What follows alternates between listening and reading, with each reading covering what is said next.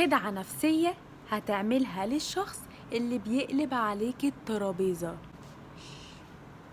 لما حد يقلب عليك الترابيزة ويجيب ان انت السبب في كل حاجة ويقعد يلومك عشان تنسى غلطته وتقعد تدافع عن نفسك، ما تقعدش تدافع عن نفسك وتقوله انا عملت كده وانا عملت كده، انت بتجيبها فيا.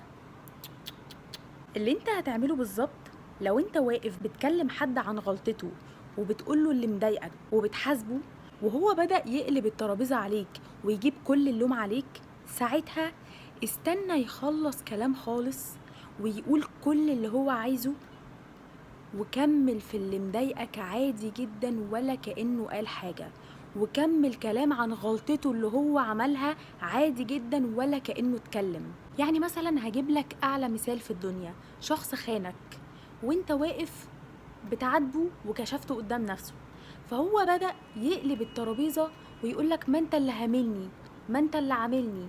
ساعتها سيبه خالص يقلب الترابيزة ويجيب كل حاجة هو عايز يجيبها فيك، وبعدها اعمل سكيب لكل اللي هو قاله وقوله وانت بجد بتخوني؟ يعني بعد كل اللي انا عملته وكل الاهتمام وكل حاجة اديتها لك، انا مصدوم بجد. لا وكمان يعني واقف ساكت ومكسوف ومش قادر ان انت تقول كلمة. طب اتكلم، دافع عن نفسك، مش سامع صوتك ليه؟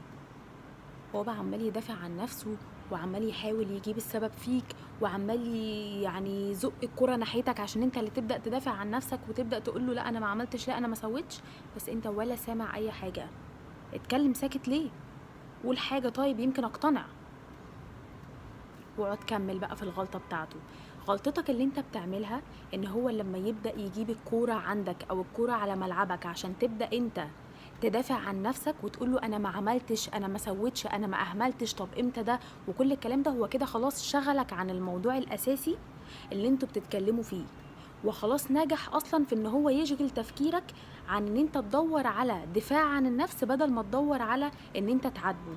فبقى الموضوع ان انت بقيت متساوي معاه، بدل ما بقيت بتكلمه عن غلطته هو كمان بقى متساوي معاك وبيكلمك عن غلطتك، فانتوا الاتنين بقيتوا متساويين.